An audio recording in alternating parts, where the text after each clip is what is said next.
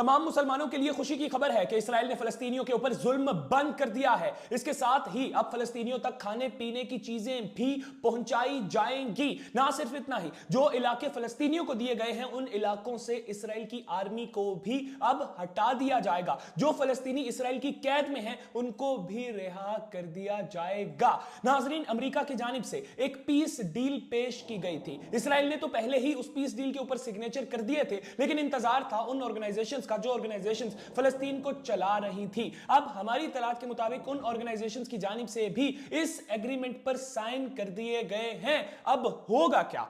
होगा ये कि जो फलस्तीनी इस्राएल की कैद में हैं उन सब फलस्तीनियों को रिहा कर दिया जाएगा मंडे वाले दिन। इसके अलावा जो फलस्तीनियों तक इमदाद नहीं पहुंचाई जा रही थी, इमदाद रोकी गई थी, अब हमारी इत्तलात के मुताबिक बॉर्डर्स के दरवाजे खोल दिए गए हैं और फलस्तीनियों तक इमदाद भी पहुंचाई जाएगी। इसके अलावा यह होगा कि जो इलाके फलस्तीनियों को दिए गए हैं उन इलाकों से इस्राएल की आर्मी को हटा दिया जाएगा। यहां पर मैं आप लोगों को यह बता दूं कि 2 स्टेट सॉल्यूशन बनाया गया है। मतलब कि एक होगी स्टेट ऑफ इस्राएल और एक होगी state of Palestine. State of जो पैलेस्टाइन है उसको इलाके दिए गए हैं वेस्ट बैंक के कुछ इलाके और गजा के कुछ इलाके।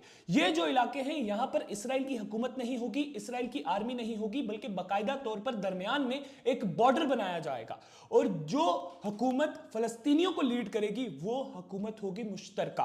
मतलब कि ट्रंप भी उस हुकूमत में शामिल होगा, सऊदी अरेबिया, कतर, इजिप्ट जैसे ममालिक भी उस हुकूमत में शामिल होंगे। ना सिर्फ इतना ही, एक आर्मी बनाई जा रही है जिस आर्मी में हमारी इत्तलात के मुताबिक पाकिस्तान के फौजी भी जा सकते हैं। मलेशिया की जानिब से 20,000 फौजी भिजवाए जा रहे हैं। तमाम मुसलमान ममालिक थोड़े थोड़े फौजी भिजवाएंगे जो फौजी फलस्तीनियों के तहफ्फुज़ का काम करेंगे। उसके बाद दूसरे स्टेप में रिकंस्ट्रक्शन शुरू होगी। मतलब कि फलस्तीन के बच्चों के लिए नए स्कूल्स बनाए जाएंगे, कॉलेजेस बनाए जाएंगे, अस्पताल बनाए जाएंगे, उनको कारोबार दिया जाएगा। यह बात तो आप सभी जानते हैं कि तकरीबन 70,000 से ज्यादा फलस्तीनी शहीद हो चुके हैं इस वक्त तक, जिनमें ज्यादा तादाद बच्चों और औरतों की है। अब पीछे कुछ नहीं बचा, उनके घर भी सारे तबाह हो चुके हैं। तो सारी चीजें रिकंस्ट्रक्ट की जाएंगी दूसरे फेज में। पहले फेज में जो अब होना है मंडे तक, वो ये होना है कि जो कैदी फलस्तीन के इस्राएल के पास है उन सबों को रिहा कर दिया जाएगा, जो इस्राएल के कैदी फलस्तीन के पास है उनको रिहा कर दिया जाएगा। फलस्तीनियों तक खाने पीने की चीजें पहुंचाई जाएंगी। जो इलाके फलस्तीनियों को डेडिकेट किए गए हैं उन इलाकों पे इस्राएल की आर्मी नहीं आएगी। आप लोग इसके ऊपर क्या राय रखते हैं? क्या ये खुशाइन बात है या नहीं? जरूर कमेंट सेक्शन में अपनी राय का इज़हार कीजिएगा। इसके साथ ही मुझे दीजिए इजाजत। अल्लाह हाफिज़।